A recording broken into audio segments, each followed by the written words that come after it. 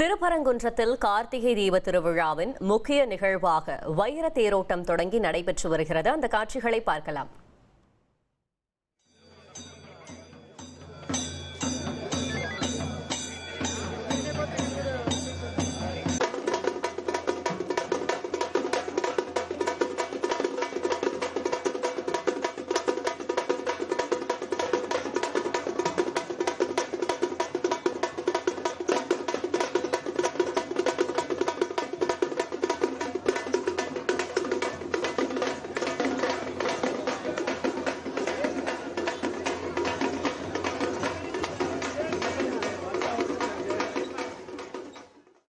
தகவல்களை செய்தியாளர் சத்யகுமார் வழங்க கேட்கலாம். சத்யகுமார், வணக்கம்.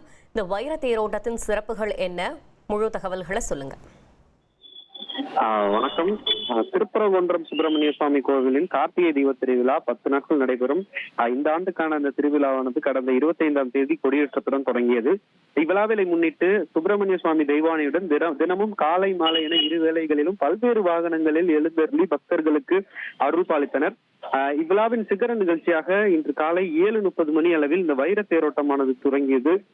இதில் பங்கேற்பதற்காக திருப்பரங்குன்றம், திருமங்கலம் மட்டுமின்றி விருதுநகர், சிவகங்கை என பல்வேறு மாவட்டங்களில் இருந்தும் பல்லாயிரக்கணக்கான பக்தர்கள் நேற்று இரவு இந்த திருப்பரங்குன்றம் கோயிலுக்கு பாத யாத்திரையாக வந்து சேர்ந்தனர்.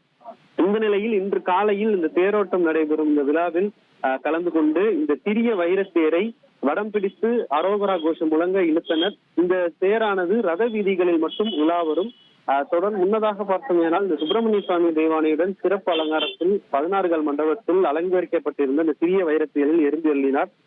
அங்கு இந்த பக்தர்கள் வடம் பிடித்து இழுக்க இந்த தேரானது தற்போது பவனி வந்து கொண்டிருக்கிறது. அந்த காட்சிகளை தான் நாம் பார்த்து வருகிறோம்.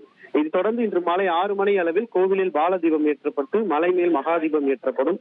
இந்த மலைமேல் தீபம் ஏற்றுவது தொடர்பான மேல்முறையீட்டு வழக்கு இன்று விசாரணைக்கு வரவுள்ள நிலையில் பாதுகாப்பிற்காக 1000த்திற்கும் மேற்பட்ட காவல்துறையினர் பாதுகாப்பு பணியில் ஈடுபடுத்தப்பட்டுள்ளது குறிப்பிடத்தக்கது.